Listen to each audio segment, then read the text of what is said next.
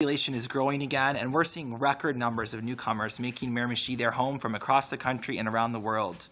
We're seeing a development boom, including record numbers of new housing units being built, numbers we haven't seen in decades.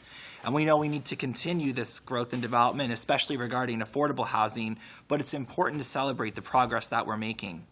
It's also noted that as I was reflecting through this budget process, when I and some of the other members of council first came to council around 2015, 2016, the conversations when we were first running to get elected were around, well, should the city be packing it in and waiting to die a slow death as our population declined and got older? And nobody is having those conversations anymore. 6 years later, we're living a best-case scenario for growth and renewal in Miramichi, and these are exciting times in our community. Our job is to responsibly maintain our assets and provide good fiscal management. Of course, that's a given. But it's also our job to plan for responsible and sustainable growth and to continuously look for improvements that can enhance our service delivery and to listen to citizens for what they're looking for. And we know that their wants and needs as a community are growing and evolving faster than at any point since we've become a city. This budget lays out a solid foundation for doing all of these things.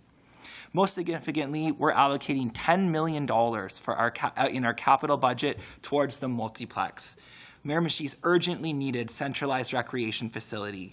We know that the provincial and federal governments must allocate over $300 million in IBA funds by the end of this fiscal year.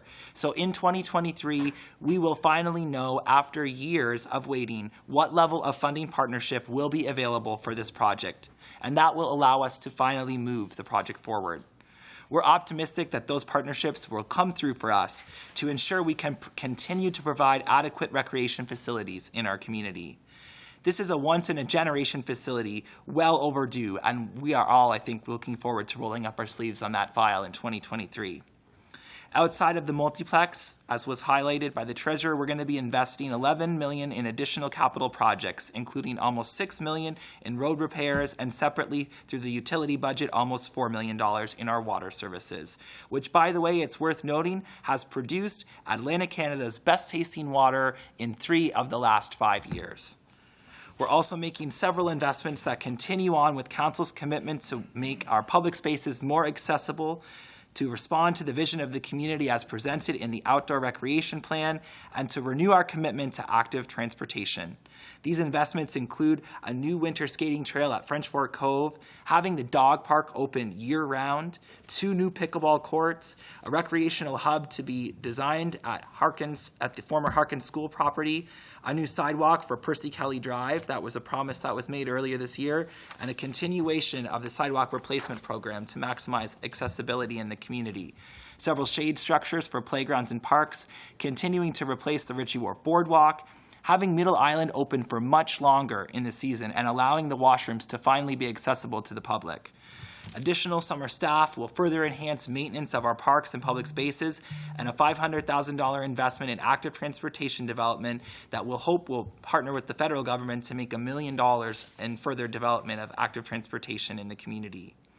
Operationally, we're also making investments to provide additional resources for our departments and improving service delivery. In the fire department, again, we saw tonight, we're investing almost $1 million in a new fire truck. We're also increasing our investment into equipment for volunteer firefighters and increasing their compensation level, so after years they will finally be paid for every call they respond to. We're also committed to studying the data of the department's response times as guided by the POMAX report to have updated information to inform future decisions regarding the department's services. When this council was first elected a year and a half ago, we placed a priority on improving communications with citizens and the use of technology. We see several investments committed in this budget that will do just that, including the development of an app where citizens can access information about city services and where they can file concerns and complaints to have them addressed. We'll also invest in improving our website and its bilingual capabilities, and rolling out our first digital tourism kiosks around the city, also investing in electronic vehicle charging stations. And finally, we're investing in continuing to plan for the future because we know we have to plan to execute. And that includes furthering our asset management capabilities, beginning to transition to the multiplex by transitioning some of our existing buildings and initiating the fundraising efforts, by continuing Council's operational reviews of city departments with the Finance and Human Resource departments on tap for next year, and by funding updated concept designs and costings for the renewal of several public spaces that the city has recently acquired for development, including Waterford Green, Ritchie Wharf, the former Anderson Mill property, the former Harkins property, and the former Ian Bailey property. And in closing, it's worth noting, as the Treasurer did as well, that while there are no new budget lines regarding housing, population, and labor force initiatives, these issues continue to be our #1 priority in our Economic Development Department, and we will continue our collaborative work with community stakeholders on these files.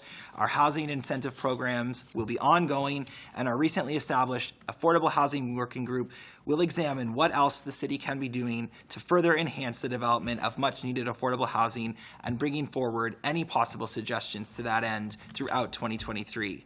So once again, I want to thank Council and staff for all of your work on this budget and all of your work each and every day. It's a privilege to serve with you all. It's a challenging time, but one filled with excitement and opportunity for the future of our beautiful, vibrant city. So bring on 2023.